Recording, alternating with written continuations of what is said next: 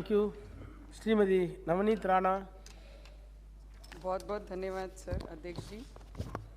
Family court amendment bill 2022 के लिए आपने मुझे बोलने का मौका दिया। It is not related to Maharashtra but yes it is come to this parliament sir.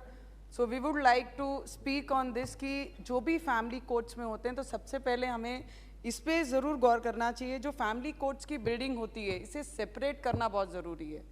जब भी एक आधा फैमिली कोर्ट का विषय आता है कोर्ट में तो वहाँ पे छोटे छोटे बच्चे अगर उनके साथ आते हैं तो बाकी जो क्रिमिनल्स उस कोर्ट में आते हैं उन्हें देखकर एक अलग सी माइंडसेट बच्चों में निर्माण होता है और उससे बहुत ज़्यादा आने वाले समय में उन फैमिली में बहुत ज़्यादा प्रॉब्लम्स आने के संकेत हैं। तो इसलिए अगर फैमिली कोर्ट की बिल्डिंग अगर सेपरेट करते हैं प्रीमाइसेस, क्योंकि वहाँ बैठने के लिए वॉशरूम जाने के लिए जगह होती नहीं है, बच्चे अगर छोटे हैं, कोई 1 साल का लेके आता है, कोई गोद में लेके आता है, कोई साथ में 3 साल 4 साल का बच्चा है, तो उसके लिए वो सब सुविधाएं होनी वहाँ पर बहुत ज़रूरी है। और ये फैमिली कोर्ट है, अगर क्रिमिनल को बच्चा देखता है या फैमिली के सामने आता है तो बहुत सारी इशू होते हैं।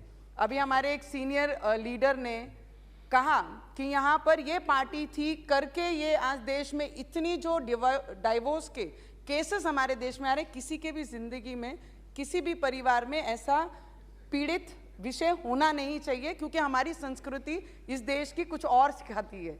सतियों के देश में रहने वाले हम महिलाएं हैं, यहाँ पर सती होती थी महिलाएं, ऐसे देश में हमने रही और हमारी संस्कृति भी यही सिखाती है कि आखिरी क्षण तक हम आधी रोटी चटनी खाकर हम उस परिवार में रहें, उस जीवन साथी के साथ रहें, पर वो हर चीज़ में हमने उस परिवार का साथ नहीं छोड़ना चाहिए। ये संस्कृति हमें सिखाती है और वो हम करते भी हैं।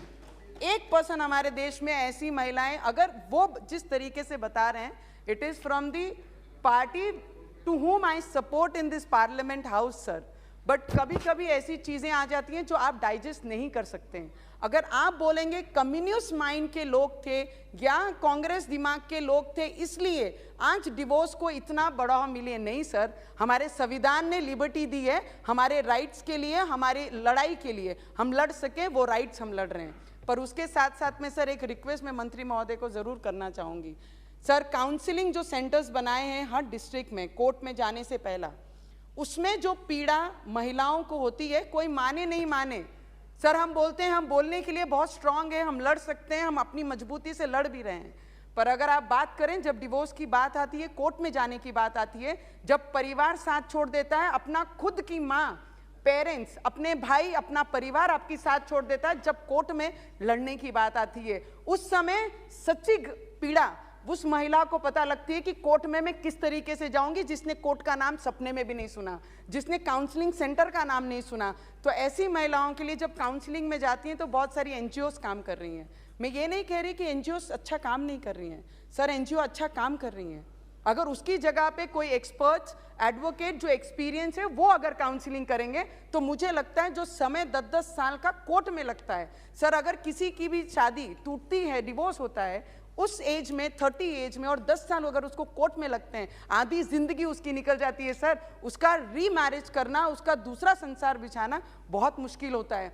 तो उसके लिए भी हमें सोचना चाहिए सर कि उन्हें जो पीड़ा होती है काउंसलिंग सेंटर से लेकर कोर्ट में जाने से लेकर, कोर्ट में अलग अलग बातें, समाज में समाज के ताने, पुरुष को बहुत कम सहना पड़ता है, महिलाओं को बहुत ज़्यादा सहना पड़ता है sir.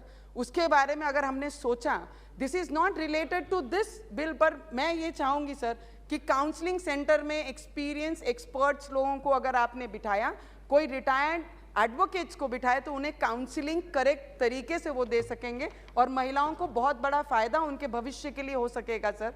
This is a very good bill, it belongs to Nagaland, Himachal Pradesh, but sir yes, female from whole India ये आपको देख रही है कि इसके ऊपर भी बहुत सारी चर्चा आनी चाहिए। जो समस्या महिलाओं के लाइफ में आती हैं, फिर वो यंग एज हो या मिडिल एज हो या 50 क्रॉस करती हो, उसका ध्यान हम सभी को रखना बहुत ज़रूरी है। बिकॉज येस, महिला is the power of this India और हम महिलाओं को ऐसे कमज़ोर होने नहीं दे सकते। उसका साथ मैं आपसे ज़रूर विनंती करूँगी कि ऐसे केसेस में उनके साथ में भी कोई भी खराब ट्रीटमेंट काउंसलिंग सेंटर से लेके कोर्ट में ना हो सर, इतनी रिक्वेस्ट मैं आपसे ज़रूर करूँगी and I support this bill. Thank you so much.